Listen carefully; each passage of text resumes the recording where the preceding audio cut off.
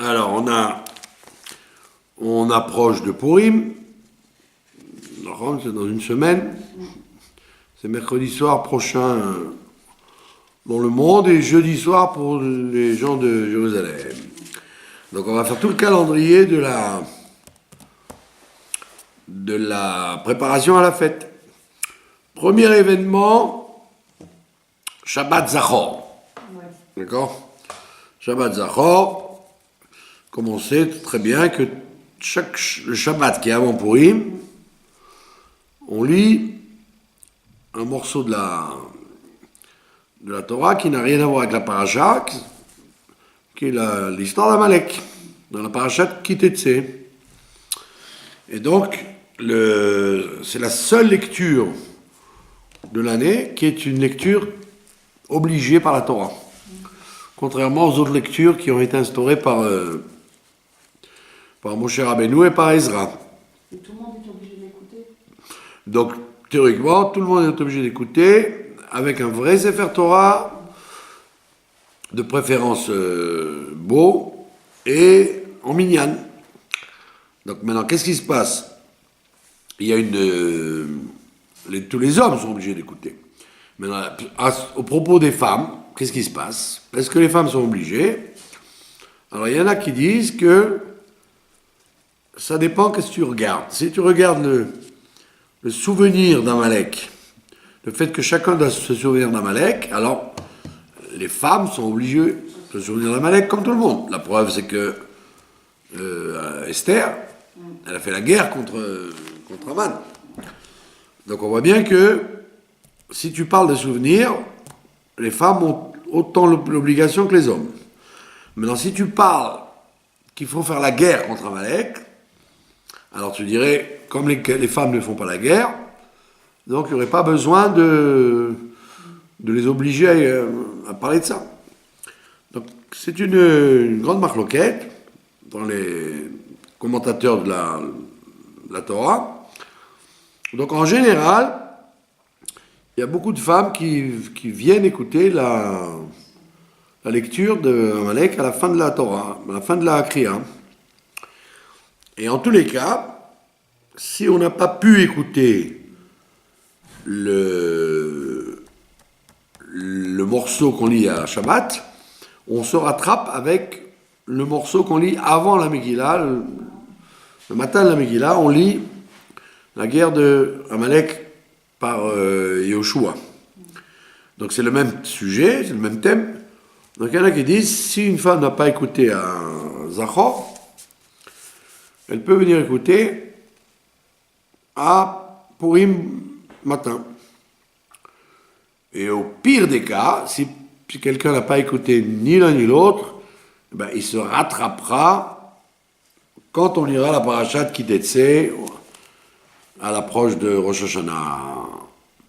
Puisqu'en fait, il n'y a pas explicité dans la Torah quelle date il faut entendre ça. Il faut une fois par an. Et donc on a choisi avant Purim parce que c'est lié directement avec Amalek. Mais si on n'a pas pu le faire Purim, on peut le faire un autre jour. Voilà. Maintenant, si on veut vraiment l'écouter avant Purim, et qu'on n'a pas écouté à la synagogue, on n'a pas écouté dans un Sefer Torah kasher, on peut l'écouter on peut le lire à la maison, dans un chumash, et qui mieux est avec les bonnes voyelles et la musique. Sinon, même de le lire dans le chumash sans musique, en lisant juste, ça marche aussi, c'est utile. Voilà, ça c'est là le Shabbat d'avant Purim. Maintenant, qu'est-ce qui se passe puisque Purim tombe un jeudi? Donc, donc le 14, c'est le jeudi. La veille, ça va être le 13. Et le 13, c'est le jeûne d'Esther. D'accord ? Alors, il a beau s'appeler les jeûnes d'Esther, les gens croient que c'est par rapport à Esther. Alors qu'en vérité, il n'a rien à voir avec Esther, parce que le jeûne d'Esther, il a eu lieu pendant Pessah. Quand Aman a fait la Xéra, quand il a tiré au sort, c'était avant Pessah. Et donc quand Mordechai et Esther ont su ça, elle a jeûné, elle a fait jeûner à tout le monde 3 jours. Ils n'ont pas fait Pessah cette année-là. D'accord? Elle a dit, Tsumu alai, al tishtu, jeûnez pour moi et ne buvez pas pendant 3 jours. Alors on demande, s'ils ont jeûné, c'est qu'ils n'ont pas bu. Pourquoi tu as besoin de dire jeûnez sur moi et buvez pas? Alors elle voulait dire par là, ne mangez pas ni les matzot, ni ne buvez les 4 coupes de vin, parce qu'on est en péril. Donc tout s'annule pour annuler le décret d'Aman. Donc les 3 jours du jeûne d'Esther, c'était en vérité le 14, 15, 16 Nissan. Et le 16 Nissan, c'est le 2e jour de Pessah, on a pendu Aman. Donc pourquoi ce jeûne qu'on fait maintenant le 13 Adar, il s'appelle le jeûne d'Esther? C'est parce qu'on veut rappeler le mérite d'Esther, mais en réalité c'est le jeûne que les hommes ont fait pour faire la guerre, quand ils ont fait la guerre. Quand ils ont eu le droit de tuer tout le monde qui leur voulait du mal, c'est tombé le 13 Adar. La Xéra, donc, a eu lieu 11 mois après Pessah, après le 13 Nissan où il avait fait la Xéra. Et donc, le 13 Adar, ils ont fait la guerre. Et c'est connu que quand on mange, on est lourd. Et donc, quand on fait la guerre, il faut éviter de manger. Et donc, ils ont fait un jeûne pour faire la guerre. Première raison. Deuxième raison, ils ont fait un jeûne parce que le lendemain, on mange beaucoup et on boit beaucoup à Purim. On a tendance à exagérer. Donc, on dit que quand on mange et on boit, on s'attire des accusations sur soi. Donc c'est bien d'atténuer les accusations grâce au jeûne, la veille. Maintenant, ce jeûne n'a pas une connotation de tristesse, puisque les jeûnes qui sont des jeûnes qui rappellent un deuil, on les repousse. On ne les fait pas avant, on les repousse. Donc si c'était un jeûne négatif, on l'aurait fait après Purim, pas avant. Alors on voit que non, on le fait juste avant, donc c'est pas un jeûne de punition, c'est pas un jeûne qui rappelle un malheur, c'est un jeûne de Teshuvah préparatif à la Géoula. Donc ça change tout, parce que si c'est un jeûne de deuil, alors on a une mitzvah, le Rabbanan, de ne pas se séparer du public. C'est-à-dire, quand tout le monde est en deuil, ou tout le monde est Bessimcha, tu ne dois pas te déconnecter de ça. Donc les autres jeunes, Shabeya, 17 Tammuz, etc., ils ont une force plus grande parce que tu t'associes au public, au tzibur. Alors que là, comme il s'agit d'un jeûne de Teshuvah et de remerciements pour avoir gagné la guerre et amené la Géoula, donc ça n'a pas la même force. C'est pour ça que la personne qui ne se sent pas bien, elle n'est pas obligée de jeûner. Elle peut arrêter le jeûne dès qu'elle commence. Et également, il n'y a pas de raison de ne pas se laver, de pas sortir, etc. Il n'y a pas un côté de deuil qu'il y a dans les autres, où il y en a qui évitent de se laver, qui évitent de se maquiller pour les femmes, qui évitent de montrer des signes extérieurs de joie. Alors que là, il n'y a pas tout ça. Et donc, il n'y a pas besoin d'entre une femme enceinte ou un malade. Toute personne qui se sent pas bien ben, il ne fait pas ce jeûne. Et il n'est pas obligé, comme certaines fois les autres, de rattraper. S'il voit qu'il n'est pas bien, il a mal de tête, il a mal de quelque chose, dès que la matinée commence, ou s'il travaille dans l'éducation, ou dans des domaines où il est obligé d'être en bonne santé, il n'est pas obligé de faire ce jeûne. Voilà, ça c'est le Ta'anit Esther. Commence le matin, voilà, c'est un jeûne calme. Voilà, il commence tôt, il finit tôt. Voilà, ça c'est le jeûne d'Esther. Et donc il n'y a pas de différence entre les hommes et les femmes. Par contre, celui qui ne se sent pas bien ou celui qui se sent bien. Maintenant, alors qu'est-ce qui se passe? C'est pour les gens qui n'habitent pas à Jérusalem, c'est-à-dire tout le monde entier, quoi.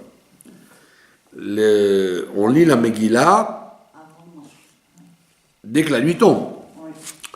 Donc il y en a qui disent que il faudrait lire la Megillah à jeun.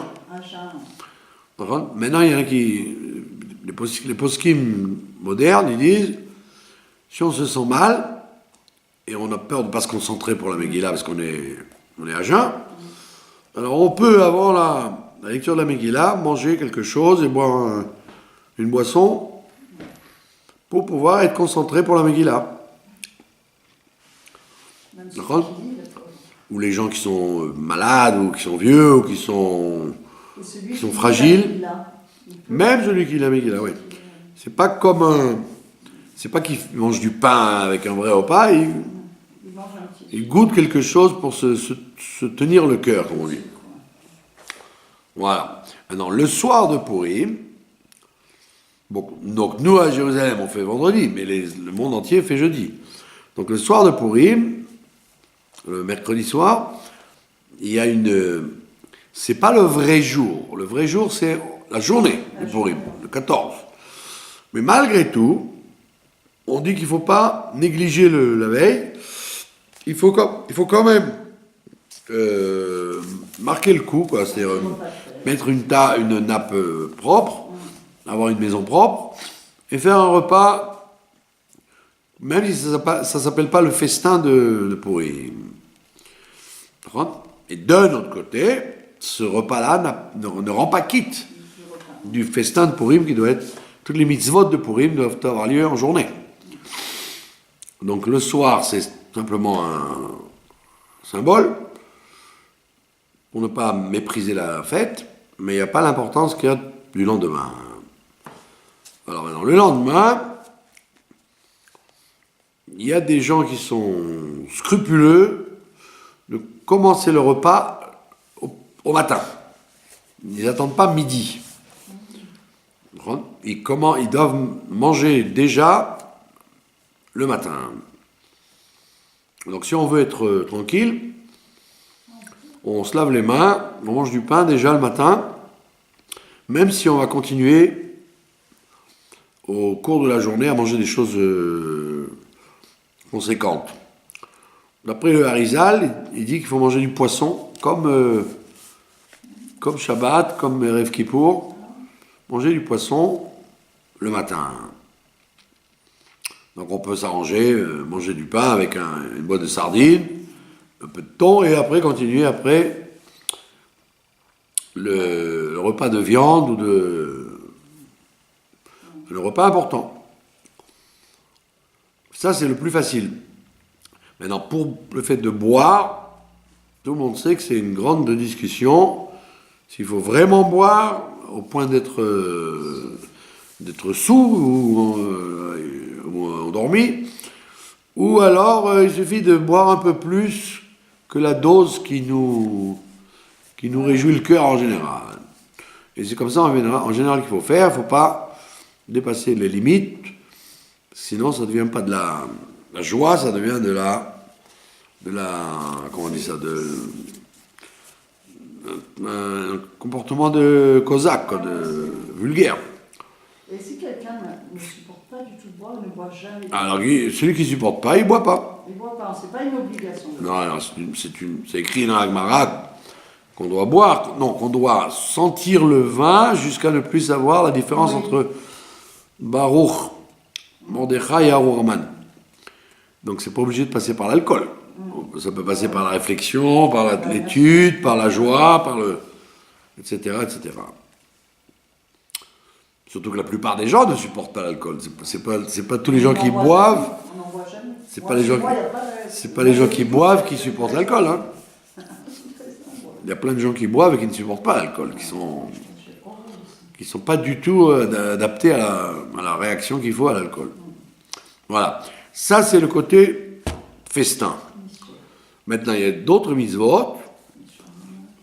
La mitzvah d'envoyer des plats à son ami. Alors, si quelqu'un est en deuil, par exemple, un voisin, un parent, on ne doit pas lui envoyer. Comme il ne doit pas être joyeux cette année-là, donc on ne lui envoie pas, et il ne se vexera pas, parce qu'il est en deuil. Par contre, la personne en deuil, elle doit faire la mitzvah. C'est pas parce qu'elle est en deuil qu'elle est dispensée de la mitzvah. Un endeuillé, une fois que l'enterrement a eu lieu, il s'appelle endeuillé, il est tenu de toutes les mitzvot. Il n'y a aucune différence. Entre la mort et l'enterrement, il est dispensé des mitzvot. Parce qu'il est contrarié par le fait que son mort ne soit pas enterré, et il est occupé, des fois, à ce que les choses se passent bien. Une fois que l'enterrement a eu lieu, quel que soit le jour, il est passible, il est obligé de toutes les mitzvot, positives et négatives. Donc lui, il doit envoyer des mishloach manot, mais il ne doit pas en recevoir. Maintenant, s'il en reçoit, parce qu'il y a des gens qui ne connaissent pas la halakha, ou qui ne savaient pas qu'il est en deuil, alors il a le droit de les recevoir quand même. Il doit dire, il ne doit pas dire je suis en deuil, je n'accepte pas. Il ne doit pas faire de peine aux gens. Le problème, il était sur celui qui a envoyé, et pas sur lui. Lui, il n'a pas de problème de recevoir. C'est la personne qui ne doit pas le réjouir. Maintenant, si on la réjouit, alors, tant mieux pour lui. Maintenant, lui-même, il doit envoyer un mishloach manot pas trop joyeux. Il doit se rendre quitte, c'est tout. Il ne doit pas faire un mishloach manot qui donne beaucoup de joie à celui qui le reçoit. Quelque chose qui le rend quitte, quoi. Ça, c'est le mishloach manot. Maintenant, un autre cas de figure qui peut arriver, quelqu'un qui doit de l'argent à quelqu'un d'autre. Quelqu'un est un créancier et l'autre est l'emprunteur. L'emprunteur, s'il n'a pas l'habitude de lui envoyer un mishloach manot, il n'a pas le droit, cette année-là, de lui envoyer. Pourquoi ? Parce que c'est comme s'il donnait du ribit. Comme s'il faisait un prêt à intérêt. Il lui dit, je te calme, puisque je ne te rembourse pas pour l'instant, en te donnant un cadeau. Donc on dit, s'il n'a pas l'habitude jamais de lui envoyer à lui, alors il n'a pas le droit de lui envoyer cette année-là, parce que ça a l'air d'un ribit. D'accord ? Par contre, le créancier, lui, il a le droit de lui donner. Parce que c'est l'autre qui lui donne de l'argent, c'est pas lui qui lui en doit.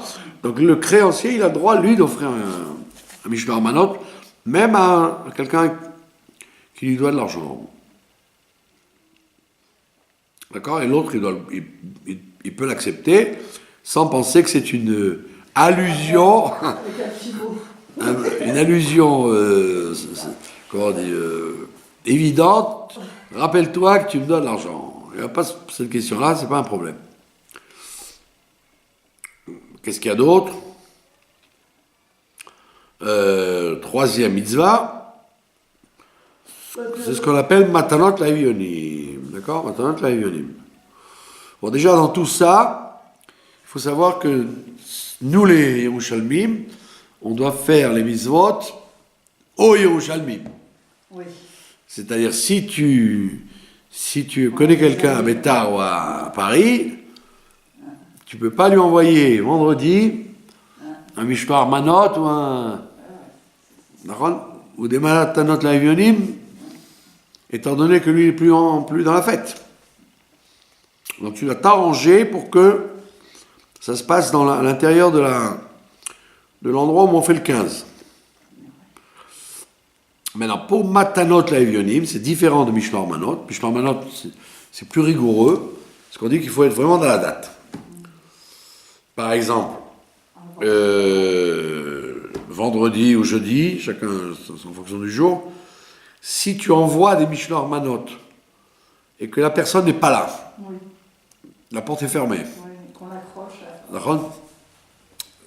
Ça ne sert à rien si tu sais que la personne va revenir qu'au soir.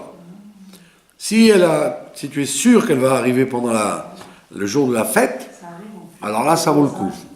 Mais si ça sera trop tard, donc tu n'auras pas accompli par là la mitzvah de Mishmar Manot.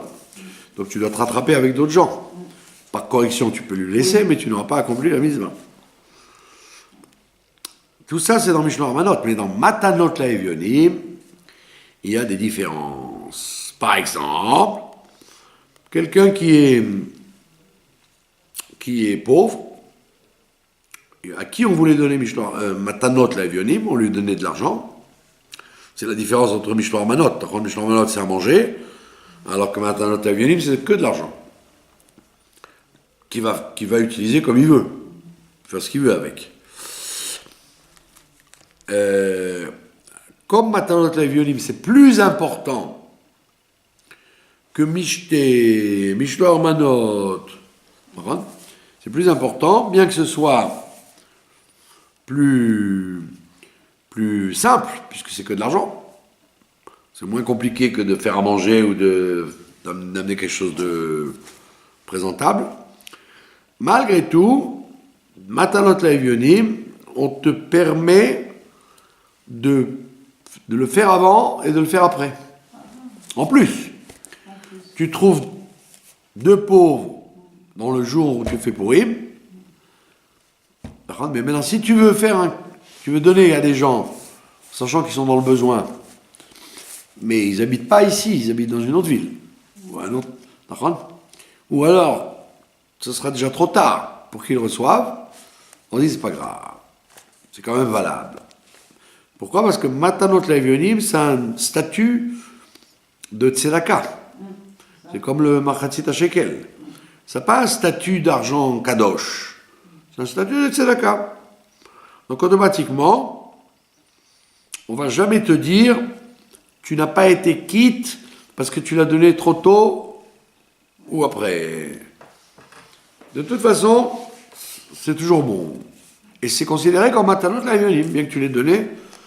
Par exemple, toi, tu fais de Purim à Jérusalem, mais tu connais quelqu'un qui habite à Beth Shemesh ou qui habite à Tel Aviv, eh ben, tu n'as aucun problème de lui faire parvenir l'argent le 14 pour lui, alors que pour toi, ce n'est pas encore le jour de Matanot Laevionim. Donc tu te rendras quitte dans ta ville avec de pauvres, que tu peux faire avant ou après pour tout le monde. Alors, est-ce que c'est valable, Matanot Laevionim qu'on fait sur Internet des fois? Ils font don aux pauvres. Il y a plusieurs associations qui font ça et ils disent faites Matanot Laevionim. Parce que comment on peut. Alors, qu'est-ce qu'on appelle des Evionim? Les Evionim, c'est facile. C'est pas des miséreux qui crèvent la faim. C'est toute personne qui a besoin d'argent. Toute personne qui est juste. Donc n'importe qui, presque, peut s'appeler Evionim. C'est-à-dire quelqu'un qui est au jour le jour. Qui vit au jour le jour. Même sans avoir un minus à la banque. S'il a un minus à la banque, c'est évident que oui, il est un Evion. Mais celui qui n'est pas un malheureux, il a juste de quoi vivre. Il a juste de quoi finir sa semaine, ça s'appelle Evion. Même s'il a une maison... Mais la personne peut se vexer aussi. Pardon? la personne, si on connaît des gens qui ont besoin, mais on leur dit, bah voilà, j'ai fait Matana Jayunim. Mais il ne faut pas leur dire que c'est Matana. Voilà, on n'est pas obligé de leur dire. Ils vont voir et ils vont se vexer. C'est assez délicat, quoi. Il faut vraiment que la personne veuille. C'est pour ça que c'est mieux de passer par un intermédiaire en disant, quand on vous donne une bonne chose, il n'est pas bien de la refuser.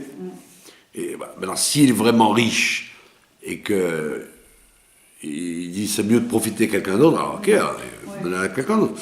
Mais s'il est vraiment dans le besoin, il n'a aucun problème d'accepter. C'est même pas une vexation, c'est une autorisation de pourim.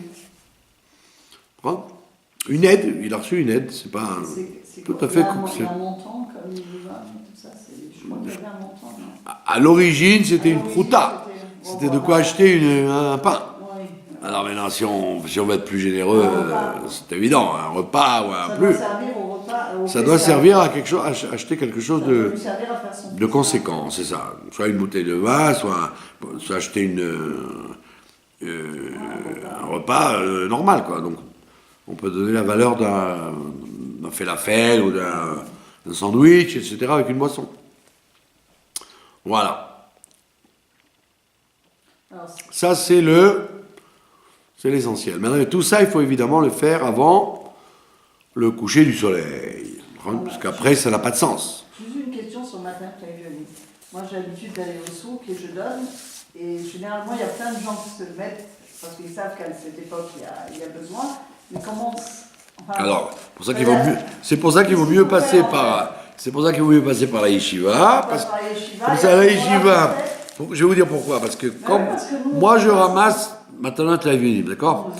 Maintenant, quand je vais donner à ces gens-là... Vous savez qu'ils sont... Bon, d'abord, je sais, mais c'est pas ça seulement que je sais. C'est que quand tu donnes à quelqu'un 300 shekels, c'est quand même plus conséquent. Alors, et donc, il y a 10 personnes là-dedans qui en donné 20. Ça fait 200.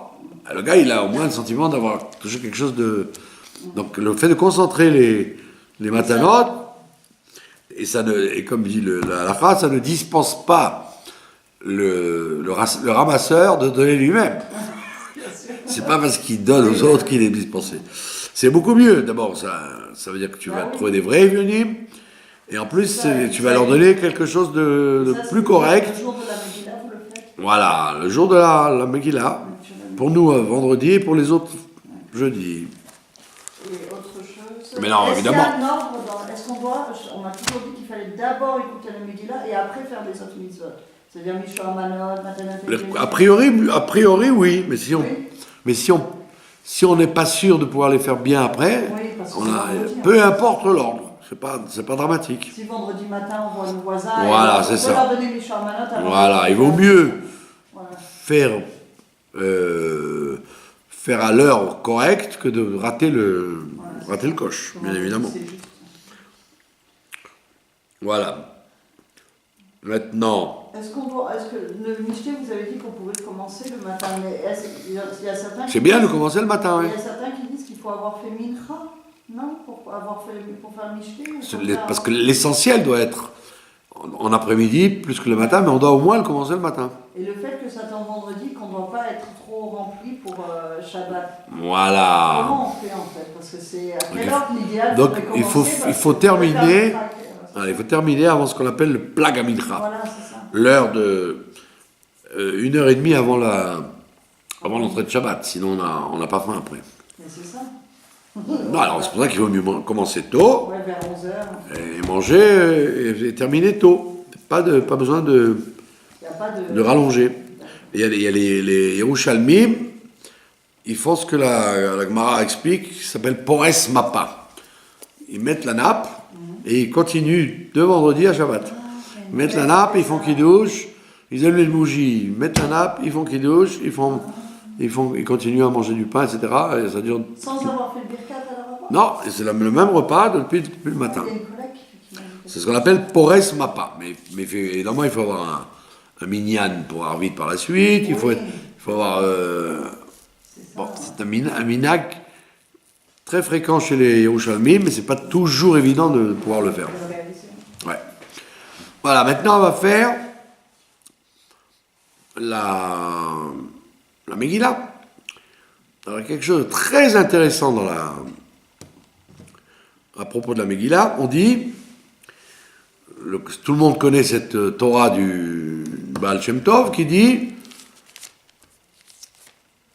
Akore et ta Megillah, le mafrea lo yatsa. Tout le monde connaît ça. Celui qui lit la Megillah pas dans l'ordre, il n'est pas quitte.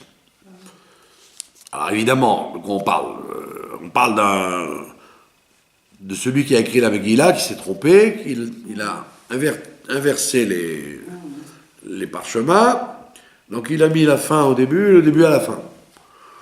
Et le lecteur, il va dire, bah, c'est pas grave, je lis tout de toute façon. Alors que je lise dans le désordre ou dans l'ordre, j'ai tout lu, c'est bien, je suis comme il faut. Alors la Mishnah, elle te dit, et la Lacha, lo yatsa, il n'est pas quitte. Alors évidemment, il y a des tas de commentaires là-dessus. Qu'est-ce que ça veut dire? Celui qui le Megillah à la fin n'est pas dans l'ordre, en prenant la fin pour le début, il n'est pas quitte. Là, il y a une très belle explication du Khatam Sofer. Le Khatam Sofer, il dit une chose extraordinaire. Il dit qu'est-ce que ça veut dire que j'ai lu la fin avant de lire le début? Il dit, ça c'est l'expérience de la vie. Quand tu lis la Megillah, au début il y a une intrigue qui commence à se monter, c'est inquiétant, ça va mal finir, et à la fin, ouf, ça c'est bien fini. Tout a été renversé pour le bien. Donc, il te dit, dans la vie,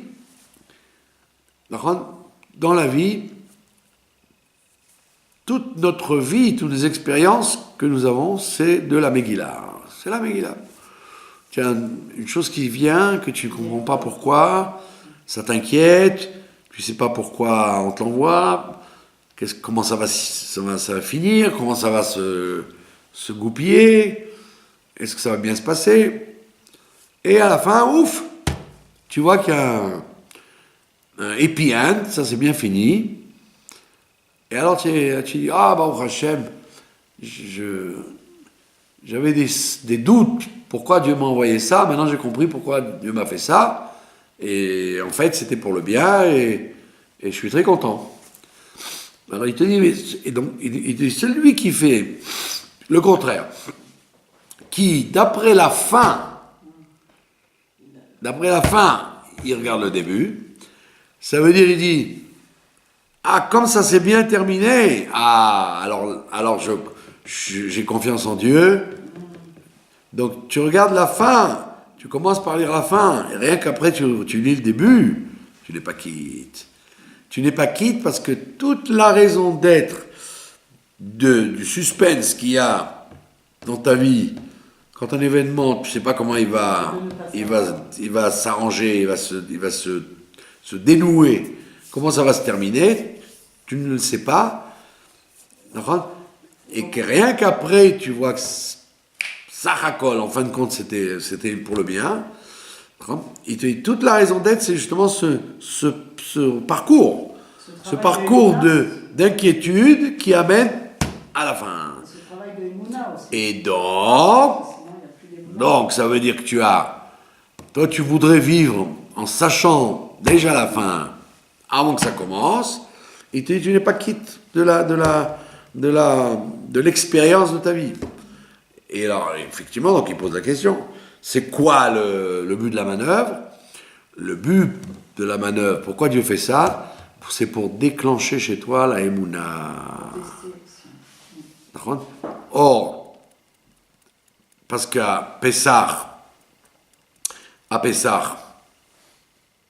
il y a eu des miracles, il y a eu des tas d'événements, et donc on est sorti d'Égypte dans la même foulée que tous les miracles qu'il y a eu. Alors que pour Purim, c'est tout le contraire. Tout se déroule dans l'anonymat le plus complet, tu ne sais pas du tout comment ça va se terminer, et à la fin tu dis, ah, ça s'est bien terminé. Donc si tu commences par ça, à dire, je ne crois dans la providence de Dieu et dans les bontés de Dieu que quand je vois la fin, quand je commence par la fin et après je vais au début, tu n'es pas quitte. Maintenant, il y a une question. Ok, on a compris, c'est la Emouna, et c'est toute la galoute. Purim, c'est la fête par excellence de la galoute, puisque là, il n'y a pas eu de galoute avant. Ils sont rentrés en Eretz Israël, ils ont conquis la terre, il y a eu des miracles, il y a eu le temple, il y a eu les rois, il y a eu tout ce qu'il faut, et puis brusquement, tout s'arrête, la galoute commence, et c'est là qu'on fait intervenir la Emouna, à la fin du premier temple. Et jusqu'à la venue du Mashiach, on te dit dans tous les livres que l'essentiel des épreuves du Ham Israël, depuis Purim jusqu'à la fin, ce sera les épreuves de la Emouna. Plus que les comment on appelle ça, les mitzvot qu'on a à faire, tout est lié avec la Emouna, même dans la galoute. Par contre, il y avait une inquiétude. Il va y avoir de la cache-route. Il va y avoir. Est-ce on va pouvoir faire la Brit Mila? Est-ce qu'on va pouvoir. Toutes les mitzvot durant la galoute sont liées avec la foi, alors, la Emouna. Est-ce que c'est pour ça alors que Hachem il a envoyé cette épreuve avec Amalek, avec Purim, parce que est-ce qu'ils ont perdu un peu d'Emouna? Exactement. C'est-à-dire ils étaient tellement dans un bien-être qu'ils ont un peu, entre guillemets, oublié Dieu. Voilà. Et quand on oublie Dieu, Amalek arrive, et c'est à ce moment-là exactement. que tout arrive, et que là, on teste notre Emouna. Exactement. Tout le parcours de la fête de Purim avec Amalek, etc., c'est justement un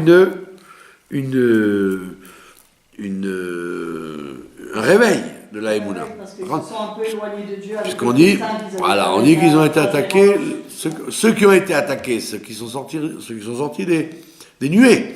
Donc ils n'avaient pas la Emouna, qu'on allait vers la bonne direction. Ils ont dit, il vaut mieux rester dehors. Si jamais ça tourne mal, on retourne en Égypte. Donc on voit bien que déjà les prémices de cette guerre pour la Emouna, c'était au moment du désert. Mais ça ne s'est pas vraiment révélé jusqu'à Purim. Et depuis Purim, ça ne s'arrête pas. Il y a sans arrêt, sous-jacent à l'accomplissement de la Torah et des mitzvot et de l'attachement à Dieu, sous-jacent, il y a toujours la Emouna. Comment allons-nous passer Shabbat? Comment allons-nous payer ça? Comment allons-nous surmonter tel peuple? Comment allons-nous étudier la Torah quand on n'a pas la tête tranquille, etc., etc. Donc le Khatam Sofer dit, mais alors, quelle est la... Ok, on a compris, c'est pour réveiller la foi jusqu'à la fin des temps. Mais qu'est-ce qu'on gagne de ça? Pourquoi il y a besoin de ça? On aurait pu envisager que les choses se fassent normalement et que la Emouna soit secondaire. Pourquoi la Emouna doit prendre une force beaucoup plus importante à travers la galoute? Alors on répond que, en fait, quand une Neshama arrive sur Terre, quand une Neshama rentre dans un corps, elle a besoin de se purifier. Se purifier et de sortir de l'influence du corps.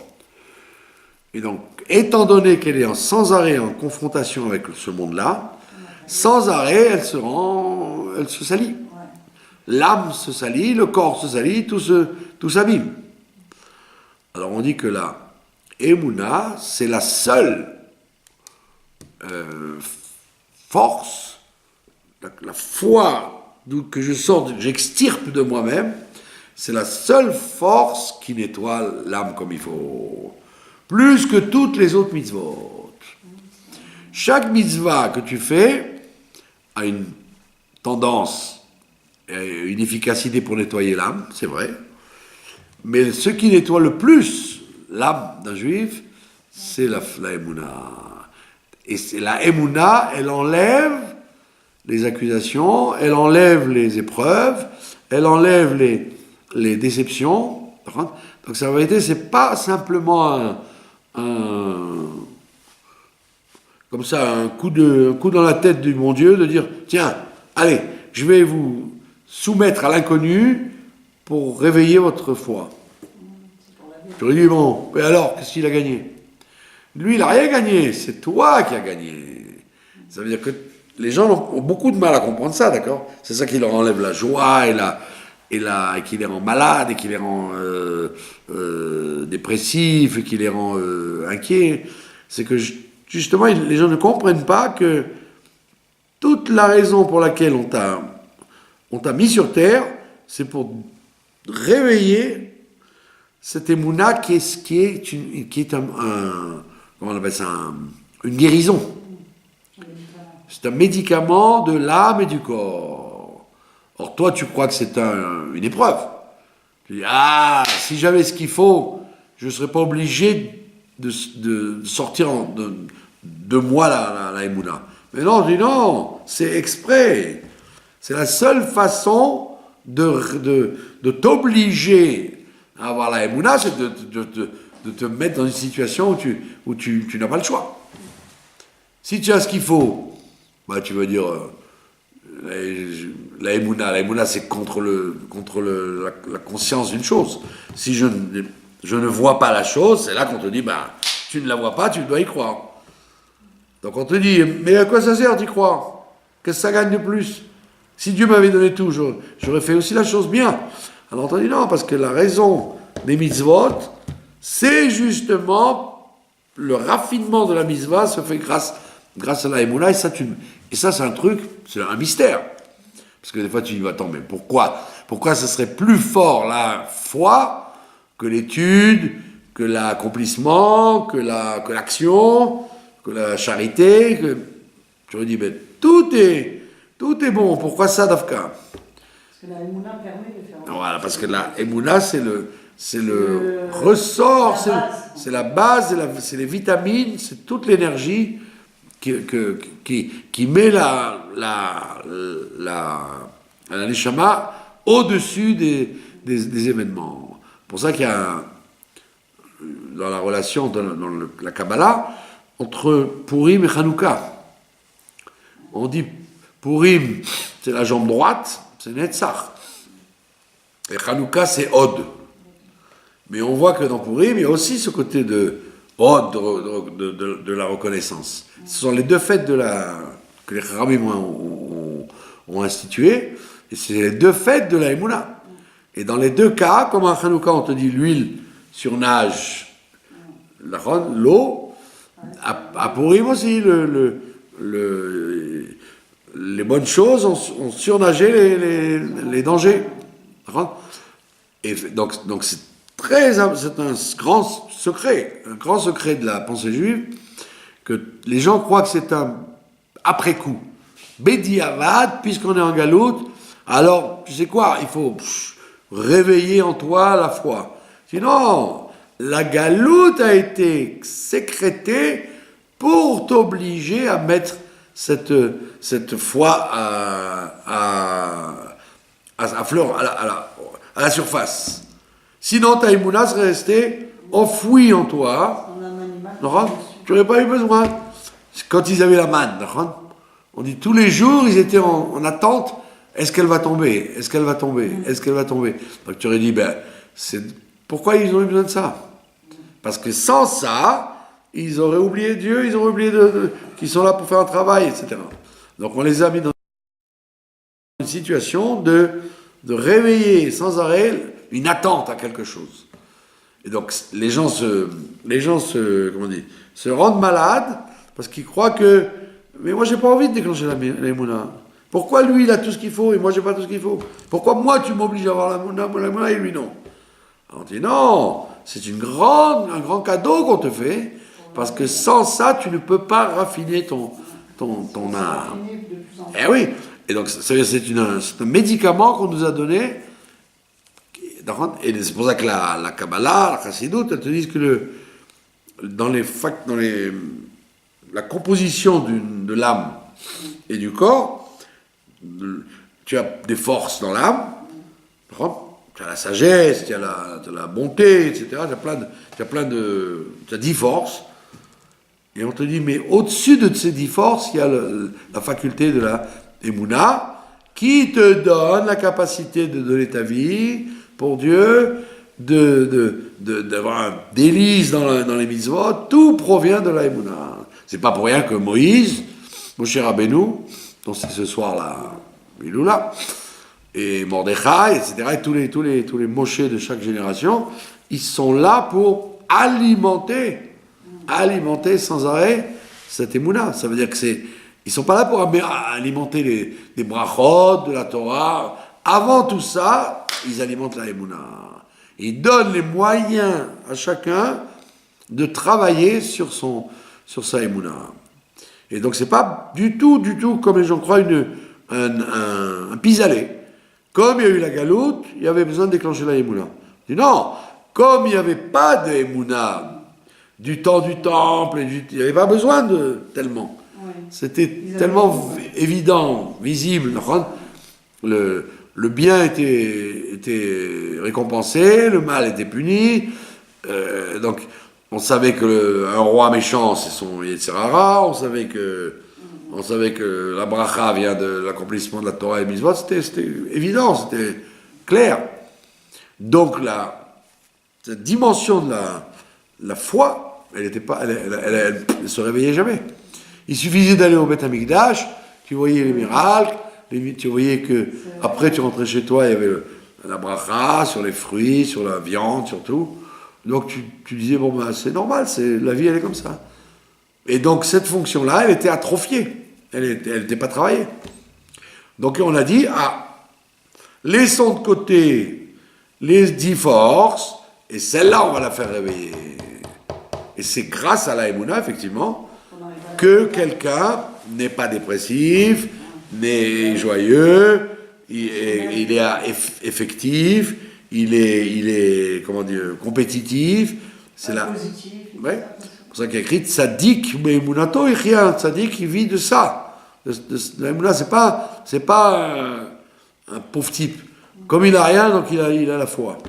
Non, la foi, c'est le facteur le plus élevé qui donne tout.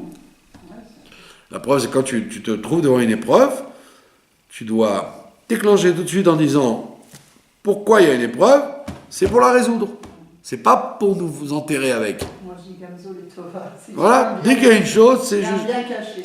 Voilà, et c'est ce qu'on te dit. Celui qui donc lit la Megillah à l'envers, en disant moi, tant que j'ai pas vu le bon résultat, j'ai pas envie j'accepte d'assister à tout le parcours que si je sais comment ça se termine.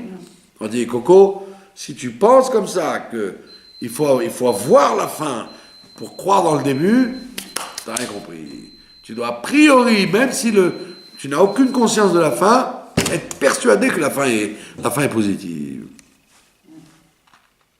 Voilà. Alors, autant de Mashiach, on aura tout, on aura le Beth Amikdash et tout, donc cette fonction de foi sera ultra développée. Voilà. On n'aura plus besoin de la... Donc il y aura plus besoin d'utiliser on ne sera plus que des Neshamot, alors. Non, on sera des êtres vivants normaux, mais on n'aura plus besoin de mettre en branle le phénomène de la Emouna, et ça c'est un grand handicap. C'est pour ça qu'on nous... Le Mashiach a un super boulot à faire. Non, c'est pour ça qu'il y a ça traîne. C'est pour ça que ça traîne pour, justement, tirer de nous les derniers sursauts de la Emouna. C'est pour ça que quand ça commence à dormir, on a des voilà. éléments qui arrivent et tout ça. Donc on voit bien que celui qui lit la Megillah à l'envers, il n'est pas quitte parce qu'il n'a rien compris à la raison d'être de l'exil.